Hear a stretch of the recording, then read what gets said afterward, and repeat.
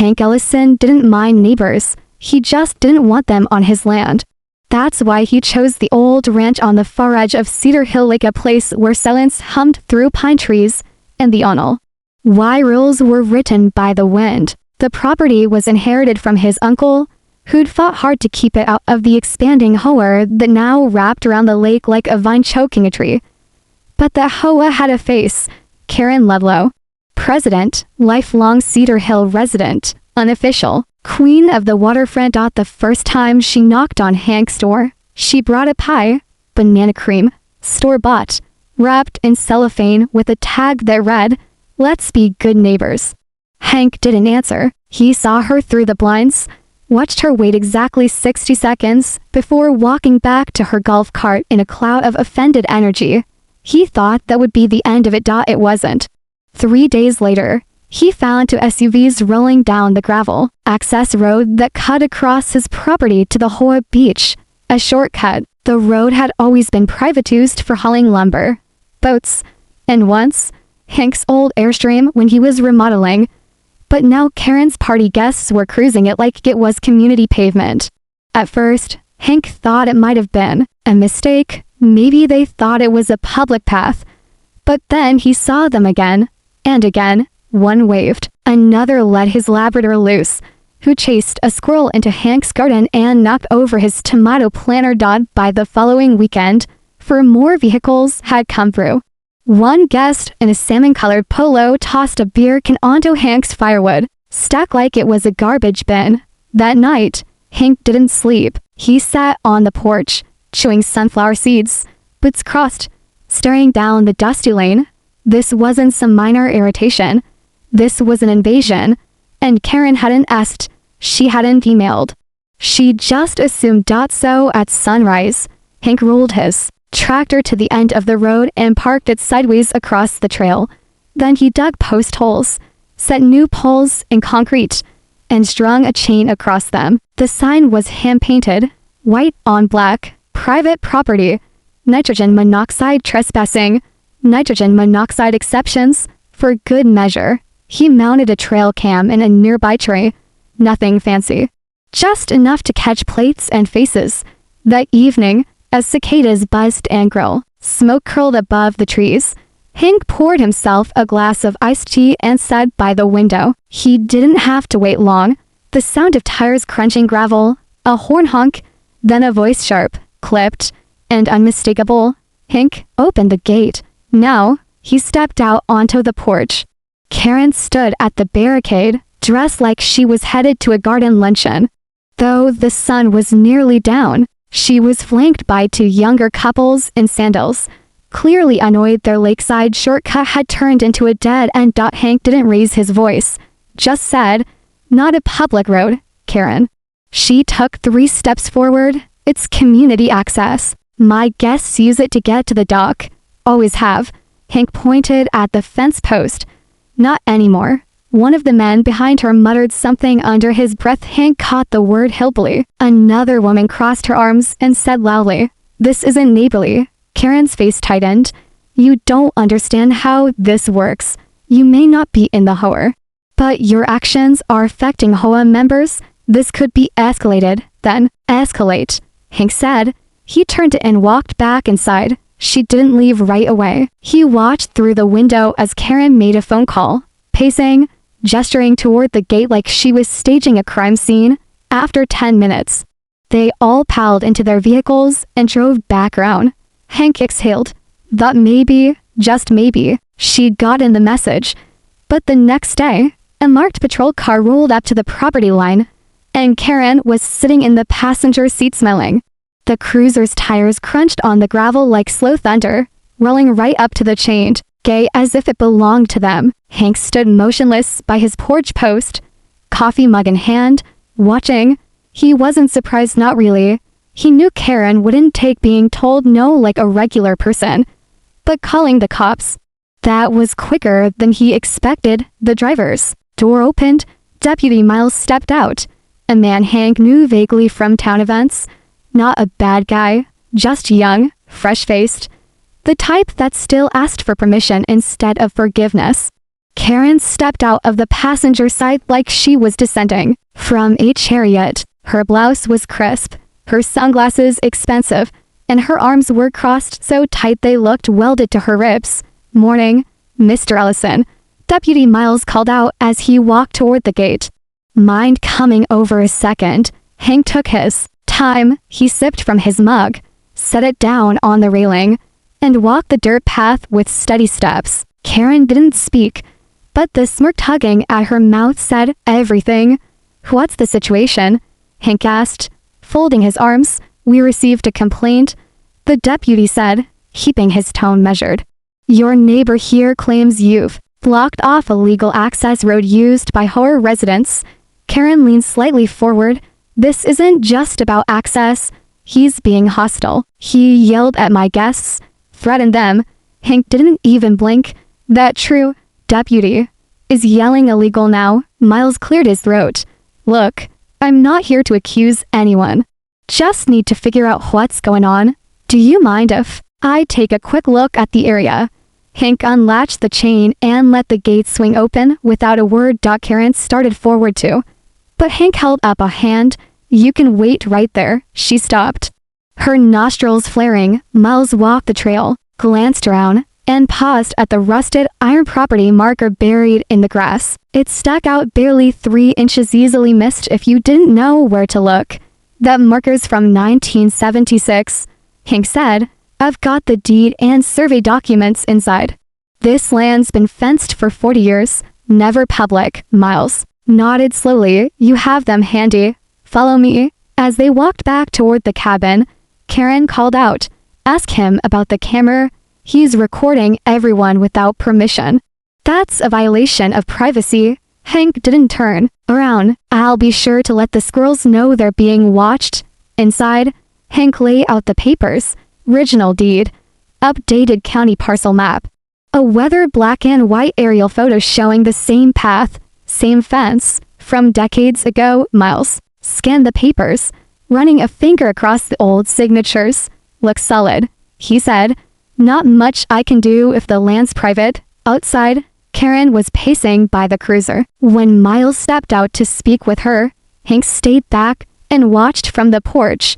She gestured wildly. Her voice was rising. She waved toward the fence, then toward the lake.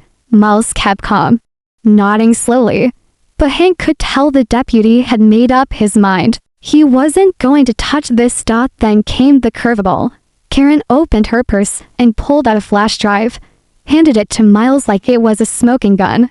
"She says it's security footage," the deputy explained as he returned. "Shows some kind of confrontation." "You want mine too?" Hank asked. "Same time frame." "Shows her guests tearing up grass, tossing bottles, and letting their dogs run off leash." Miles blinked. "You have footage. Better resolution than hers, I'll bet." Back inside, Hank loaded the files. Miles leaned over the screen, watching Karen's guests pile out of their SUVs, cut across the lawn like it was a public park. One of them even kicking a fence post loose after it snagged his shirt. "Not looking great," Miles muttered. "Didn't think so."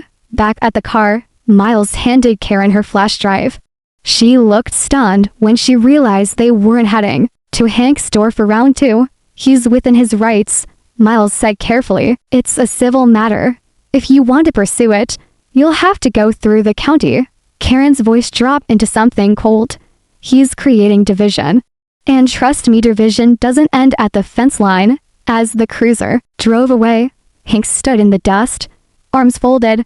He knew this wasn't over. Karen hadn't come for justice. She came for power. And when people like her lose, they don't walk away, they reload. Hank never expected an envelope from the HOA to show up in his mailbox. Technically, he wasn't even a member. That's why he bought his property. That's why his uncle bought it before him. No dues, no rules, no Karen.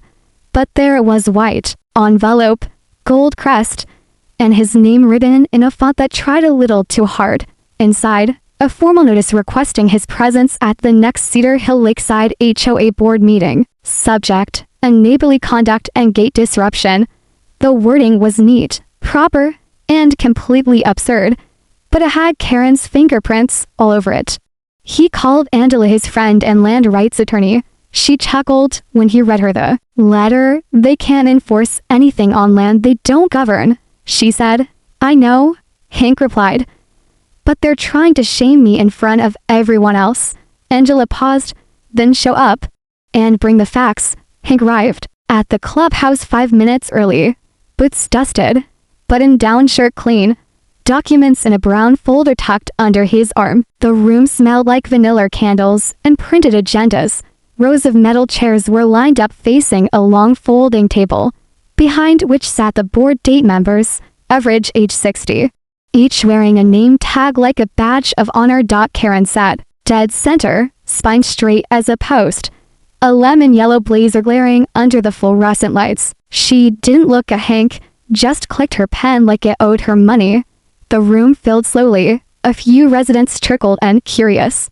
Others came because they'd heard whispers Karen versus the outsider. A few brought popcorn in paper bags, pretending not to watch. The board president, a soft-voiced man named Dale, opened the meeting with formalities. Then he cleared his throat and read from a printed statement. The board has received multiple concerns regarding restricted access to a shared use pathway traditionally used by HOA residents. We are here to determine if Mr. Ellison's recent actions constitute interference with community standards. Karen stood immediately. She had prepared. She spoke of tradition, of summer cookouts, of elderly residents using that path for convenience. She said Hank's actions weren't just disruptive, they were hostile. She said she feared for her safety. Then she played a clipped video on a projector. Hank stepping out of his cabin, voice raised, arms crossed, his tone stern, yes but not threatening. The footage ended before one of her guests slammed a car door and shouted profanity. Gasps echoed. In the room, Karen looked satisfied. Then it was Hank's turn. He didn't say much. He pulled out a flash drive and walked it up to the projector. A few clicks, and the screen lit up with his trail cam footage. One of Karen's guests flicking a cigarette into the brush, another kicking a fence post after getting his sandal caught, a third tossing an empty drink can into Hank's wheelbarrow. Then, the highlighted zoomed-in license plate of Karen's nephew, caught on video at 2 a.m., bolt cutters in hand, tiptoeing round the gate like a raccoon in a country club. The room went quiet. Those are the people she invited through my land, Hank said calmly. Not once did she ask. Not once did she apologize. Karen stood again. Those are isolated moments, taken out of context. And he has no authority to film. A board member caught in. Karen, does the HOA have any legal right to access Mr. Ellison's road? She blinked. It's been used for years. That's not what I asked. The board whispered among themselves. Karen's knuckles whitened around her clipboard. Hank could almost hear the rage bubbling beneath her smile. Finally, Dill turned to him. Mr. Ellison, well, you are not subject to our rules. We thank you for bringing this to light. This appears to be a matter outside our jurisdiction. Karen's face darkened. She scribbled something in her notebook, lips pursed like a trap ready to spring. Hank nodded once. Appreciate it. As he left the clubhouse, Hank noticed Karen wasn't in her seat anymore. He didn't need to look behind him. He could feel the heat of her stare burning into the back of his neck. That meeting hadn't ended the war. It had just moved it to the next battlefield. And Karen, she was about to weaponize something even nastier than horror rules. The law. 3 days passed with no word, no cars, no gate crushers. Not even a loose dog wandering through the grass. Hank almost allowed himself to believe Karen had retreated, embarrassed by the HOA meeting's fallout. But people like her didn't just walk away. They waited, they simmered. And on the 4th morning, it came. Not a knock, not a note. A deputy cruiser rolled into his drive again. Same gravel crunch, same tension in the air. But this time, there was no casual conversation. The deputy handed Hank a manila envelope. Inside were civil court papers, clean and formal, with one name, stamped top to bottom, Karen Ludlow. She had filed a complaint for injunction. The claim, Hank had illegally blocked what she described as a historic community easement, a public path used by residents for generations. She requested the court order him to remove the gate immediately and restore full access. Hank stared at the papers. It was pure fiction, creative, confident, and dangerous. She hadn't learned a thing. Or maybe she thought a judge would be easier to manipulate than a room full of her neighbors. But Hank didn't panic. He made one phone call. Angela answered on the second ring. She really went for it, huh? She said after hearing the summary. Oh, she went for it, all right. She submitted an old map that doesn't even include the updated parcel lines. She's calling it an easement. Angela sighed. I'm heading over. We'll file a response by Monday. The next day, Angela arrived with her laptop, a portable scanner, and the kind of determination that made judges nervous. She combed through the court filing, line by line, highlighting every flaw. She submitted a 1982 trail map showing an old fire break. That trail hasn't existed in decades, and even back then, it was labeled for emergency vehicle access only. Angela pulled up the county zoning records, cross-referenced the parcels, and flagged to key details. Karen's property had no legal easement through Hank's land, never had. And the original property deed, the one Hank's uncle had filed explicitly, prohibited shared access without written agreement. She's trying to create a right-of-way of pure error. Angela muttered. Hank leaned back, arms crossed. How's that gonna play in court? Angela smirked, like a kid forging their own permission slip. Still, they knew it wouldn't be enough to win. They had to bury it. Hank printed out decades-old property records, historic zoning maps, and a notarized statement from a retired county surveyor who had marked the boundary lines himself back in 1994. Karen might have had the spotlight at the HOA meeting, but in court, there were no staged videos or rigged boards, just facts. But Karen wasn't finished playing dirty. 2 nights before the hearing, a low rumble stirred Hank from his sleep. It wasn't thunder. It was tires on gravel. He pulled the curtain back and saw headlights pointed at the gate. For a moment, they stayed still. Then someone stepped out. The figure was slim, young, wearing a hoodie and carrying something long and heavy.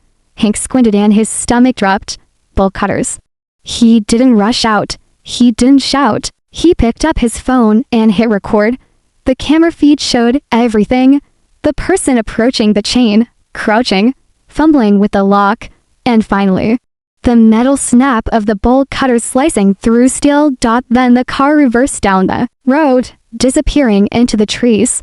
Hank reviewed the video frame by frame. The light caught the license plate. Clear as day. It wasn't Karen's car. It was her nephew's. The same one from the earlier trail cam footage. The same one who'd kicked Hank's post in a salmon-colored shirt. Only this time, it wasn't just trespassing. It was criminal damage. Hank didn't call the cops yet. Not yet. He downloaded the footage, backed it up, printed stills, and made 2 copies. One for his files, one for the courtroom. Karen wanted to play legal hardball, then she'd get exactly what she asked for. Only problem was, she had no clue how badly it was about to blow up in her face. At 2:13 a.m., the security alert chimed on Hank's phone like a distant thunderclap. He rolled out of bed without flipping on the light. His boots were already by the door. The air outside was dense with lake mist and humidity. But Hank didn't step outside. He walked straight to his small monitor in the shed and opened the camera feed. There it was. Headlights. A lone figure creeping up his road. The camera, mounted high in an oak, didn't miss a thing. The person moved with practiced intent, hoodie up, gloves on, and clutched in both hands bolt cutters. Hank hit record and watched. The intruder kneeled by the new chain and lock Hank had installed just 2 days ago. He tried to brace the bolt cutters against the post, grunting silently as he struggled to clip the thicker link.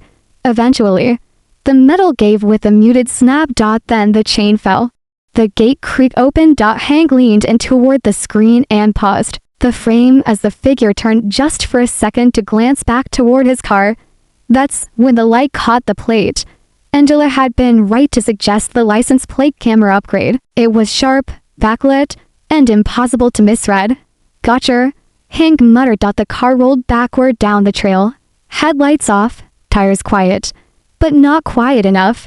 Hank waited a few minutes, then went out to the gate himself. The lock lay on the ground, useless, the chain severed cleanly. He didn't touch anything, just took a few close-up photos, time-stamped, and filed them alongside the video. By noon the next day, Angela was back in his kitchen, her jaw clenched as she scrubbed through the footage on his laptop.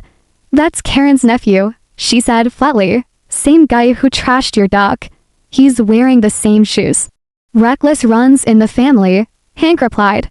Sliding over the still of the license plate, Angela's voice turned cold. "This takes it out of HOA territory. This is criminal trespass and destruction of property. You want me to file?" "Not yet," Hank said. "Courts in 2 days." "I'd rather her see this in front of a judge." Angela's eyes narrowed. "You're playing it patient. I'm playing it permanent." The evening, Hank printed the frame of the nephew's face, grainy but unmistakable. Then he laminated it, added a single word underneath in bold ink, "Smile." He stapled it to the inside of the gate facing outward. By the next morning, the neighborhood was buzzing. 2 dog walkers stopped to gawk. A group of joggers slowed their pace just to read the sign. Word spread fast, and by mid-afternoon, someone had posted a blurry photo of it to the local Cedar Hill forum with the caption, "HOA drama goes full Clint Eastwood." Karen saw it before the sun went down. She rolled up in her Escalade, like she was arriving for a press conference. She stepped out, stilettos crunching the gravel, and marched straight up to the fence. She didn't try to open it. She just stared at the sign. Hank stood on the porch, arms folded, their eyes met. "What exactly is this supposed to mean?" she asked. "You tell me," Hank said. "Whoever came by the other night must have looked just like that guy." Her jaw tensed. "That's not proof of anything. Didn't say it was. Just thought it was a nice reminder that this gate, it stays closed." Karen took a step closer, dropping her voice to a whisper. "You think you've won something, but this town doesn't forget who plays dirty. And you're not the only one with cameras." He didn't flinch. "Make sure yours are working. Mine catch everything." Karen walked away without another word. But what neither of them knew yet was that the situation had already slipped out of their hands, because somewhere in that HOA board, someone had seen enough. Enough lies, enough abuse of power, enough Karen, and they were about to leak something that would change the game completely. The morning of the hearing came with overcast skies, the kind that made shadows stretch longer and nerves tutter. Hank arrived at the county courthouse dressed like he always was, denim, boots, buttoned down, tucked in, but there was steel in his step. Angela walked beside him, calm and calculating. In one hand she carried a briefcase, in the other, a sealed folder. Her tone was casual, but her focus was surgical. Inside the small civil courtroom, Karen had already claimed her position center seat, her attorney on one side, color-coded binder on the other. She wore a navy suit jacket to sizes too tight for her ego and the same weaponized smile she always used when she thought she was winning. She didn't look a Hank. Angela whispered. "She thinks this is her stage. Then let's give her a show," Hank replied. The judge entered. Court was called to order. Karen's attorney stood first, launching into a polished opening. He described a historic access route that Hank had blocked with sudden hostility, preventing elderly residents from reaching the lakeside area and causing community unrest. Karen clutched her tissues, prop or not. No one could say for sure, and dabbed at imaginary tears as the attorney described her increased anxiety and constant fear of confrontation. Then they rolled the footage. Karen's security video, cropped and silent. It showed Hank approaching her SUV with a serious expression. There was no audio, no context. The judge nodded. Then it was Angela's turn. She stood slowly. No theatrics, just truth. She began with the deed. The official boundary records from the county, reaffirmed 3 times in the past decades. Then she moved to the zoning history, which showed the supposed access road was never legally public. It had been a fire trail, decommissioned in 1984, and labeled as such in every official document since. Karen looked uncomfortable. But then Angela brought out the good stuff. "We have footage," she said, plugging in the USB stick of multiple individuals trespassing, vandalizing, and littering on my client's property. "These are not community picnics. These are parties with alcohol, unleashed dogs, and, in one case, the screen froze on a high-definition still of Karen's nephew, bulk cutters in hand, mid-swing at the gate chain." The courtroom went silent. Andler continued, "A coordinated act of property destruction. Car identified, plate recorded, owner confirmed." Karen's attorney tried to object, but the judge waved him off. Then came the final nail. Audio from one of Hank's trail cameras, fuzzy at first, but clear enough to make out the voice, Karen, whispering to someone, "Just cut the damn chain. I'll pay the fine later." The judge leaned forward. "That voice yours, Ms. Ludlow?" Karen blinked. I don't recall." Angela cut in sharply. "We're prepared to authenticate it." The judge glanced over his glasses at Karen. "I think we've seen enough." He turned to the court recorder and spoke clearly. "Request for injunction is denied. The defendant's gate may remain. The HOA and Ms. Ludlow have no legal claim to this road. This case is dismissed with prejudice." Karen didn't move. She just stared forward, like a statue left out in a storm. As people stood and started to exit, Hank and Angela remained seated. "Wait for it," Angela muttered. Karen finally stood, turned to leave, then saw it. A man waiting by the door. Suit, clipboard, HOA board logo on his lapel. He held up a folded letter. "Karen Ludlow, you're being summoned to a special session of the HOA Ethics Committee. This is regarding misuse of HOA resources and falsification of public statements."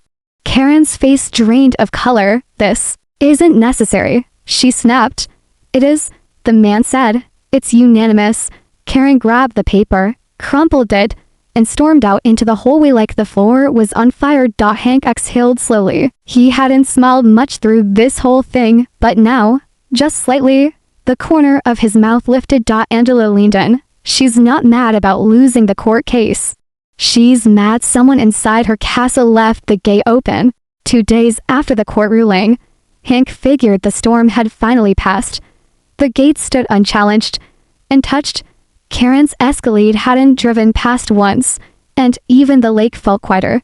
But peace never meant safety, not with someone like her. That afternoon, a plain manila envelope appeared in Hank's mailbox. No stamp, no return address, just his name, written in shaky blue ink. Inside was a single folded sheet of paper, and a USB drive taped to the corner. The note read, "You didn't deserve this. Thought you should know what she really wanted. Boards turning on her. This should speed it up." No name, no signature. But Hank knew someone inside Karen's kingdom had turned. He plugged the drive into his workshop laptop. Unsure what to expect. There were 5 files, emails, PDFs, meeting minutes. And at the bottom a scanned proposal. It was the zoning application. One Karen had submitted 3 months before the gate was even installed. It outlined a community enhancement plan, proposing a walking trail and utility corridor that would pass directly through Hank's property and link the HOA beach to the Upper Bluff Road. Karen had marked it pending easement acquisition. Hank leaned back in his chair, face hardening. She had never cared about access. It wasn't about guests or neighbors or safety. It was about money. A trail like that would boost her property value. Maybe even allow her to market a backlot subdivision or a rental development. But the only way it worked was if she could legally secure passage through Hank's land by pressure, by manipulation, or by force. He opened the emails. One was to a real estate consultant. "Once the trail is secured, I expect this property's value to double. The board won't object, half of them will benefit." Another was worse. It was a message to a junior board member. "Don't worry, he's old, stubborn. Once we file the complaint, He'll fold, just keep supporting me on the ethics committee. Hank's stomach turned. So she'd planned this whole thing? The guests, the letters, the fake hearing, even the court filing just tools to force a gate open that never should have been touched. By the time he reached the last file, he felt like someone had poured lead into his boots. It was a spreadsheet.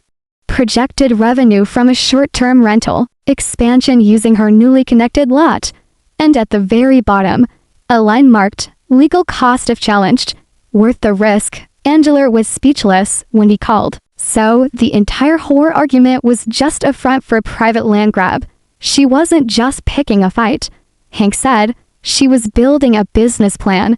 Angela's tone dropped to something bitter. That's fraud if she used HOA funds or board authority. Could be criminal if she forged easement rights in the zoning app. Hank didn't say much. He was already printing copies. He didn't take it to the sheriff, not yet. He knew Karen. She always thought she could bury truth under charm and threats. But what she couldn't survive was light. So he sent the documents to 3 places: the county zoning office, the HOA board's general email, and the Cedar Hill Whisper, an anonymous local blog that had once written about a raccoon stealing a kayak. That night, the Whisperer posted a full article. HOA President's secret zoning plan uncovered. Was the lake path a setup? Screenshots, maps, emails, everything. And below the article, the comments exploded. People were furious. Some board members had allegedly known. Others claimed they were blindsided. One anonymous reply simply said, "I was told to vote or be replaced. Never again."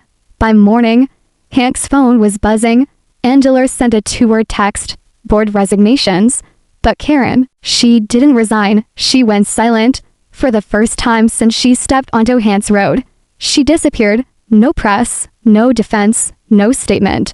Until the following Sunday morning, when Hank heard a familiar engine pull up to the gate. He stepped out onto the porch. Karen was standing there, not dressed like herself. No heels, no badge, no clipboard. Just an envelope in hand and a strange look in her eyes, something between defeat and fury. She didn't say hello. She just held out the envelope. "This doesn't end with your land." Hank didn't take it. "Then where does it end?" Karen's voice dropped to a whisper. "That depends on what you do next." The envelope stayed in Karen's outstretched hand. But Hank didn't move. He studied her like a snake trying to play dead. No suit, no army, no HOA badge. Just her and something desperate behind her eyes. "You gonna take it?" she asked. "I don't take threats in envelopes." Karen's hand trembled for a half second. Then she tossed the envelope over the gate like it was trash. It landed in the gravel, dust clinging to its corners. "I was trying to help this place," she muttered. "That path would have connected everything, raised value, modernized the lake." "No," Hank said. "You were trying to build a rental empire off my land." She flinched. "I didn't forge anything," she snapped. "I just didn't wait for permission." "That's what trespassers always say." Karen's voice cracked then. "You don't get it. They were going to vote me out. The board. Everyone. I had to act or lose control." "That's your problem, Karen," Hank said. "You think control's the same thing as leadership." She turned away, teeth clenched. But didn't leave. Hank finally stepped down from the porch, picked up the envelope, opened it. Inside was a single sheet printed email drafts between Karen and a local developer. Dates going back over a year. Promises made. Numbers discussed. The whole trail of a backdoor deal she'd tried to hide. And beneath the email, a check made out to Hank. $10,000. Memo line for cooperation. His fingers curled around it. "Slow and tight. This supposed to shut me up?" he asked. Karen didn't respond. Her silence said enough. "You brought the cops to my land, tried to ruin my name. You broke in twice. And now you think buying my silence makes it right?" "I'm trying to avoid what's coming," she whispered. "That's the thing," Hank said. "It's already here." And he turned and walked away. Back inside, he made a phone call. Not to Angela, not to the zoning office, to the Cedar Hill County District Attorney. He dropped off the envelope in person. By Tuesday, Karen Ludlow was under formal investigation for zoning fraud, misuse of HOA funds, and civil conspiracy to commit trespass. The Whisperer ran a follow-up story titled, Karen's Kingdom Collapses, HOA Queen Facing Charges After Lakeland Scheme. Overnight, she became a cautionary tale. The HOA held an emergency meeting without her. The board voted to remove her permanently. Her name came off every community document by the weekend. But the final twist came not from Hank, but from the HOA's new interim president, a quiet woman named Millie Gaines. She visited Hank's gate herself. No drama, no folder, no camera. Crew, I came to apologize, she said. None of this should have happened. You didn't owe us anything, and we acted like you did. Hank nodded once. Appreciate it. There's talk about dissolving some of the HOA bylaws, loosening the power. People saw what she did and realized how easy it was to follow her. She didn't lead. Hank said, she just made everyone scared to say no. Millie smiled. They're not scared anymore. A few weeks later, the lake felt normal again. The path stayed locked. The guests stopped coming. Even the joggers stopped trying to cut through. The whole forest seemed to exhale. One morning, Hank opened his mailbox and found a new envelope. No stamp. No blue ink. Inside was a photograph. Karen, standing on a porch somewhere far from Cedar Hill. A for sale sign behind her, scribbled across the back in ink. It did end with your land. I lost everything. You win. He slipped the photo into his desk drawer. Didn't frame it. Didn't burn it either. Some battles end with handshakes, some with scars. This one ended with a gate still locked and a man who kept his land, his name, and his peace.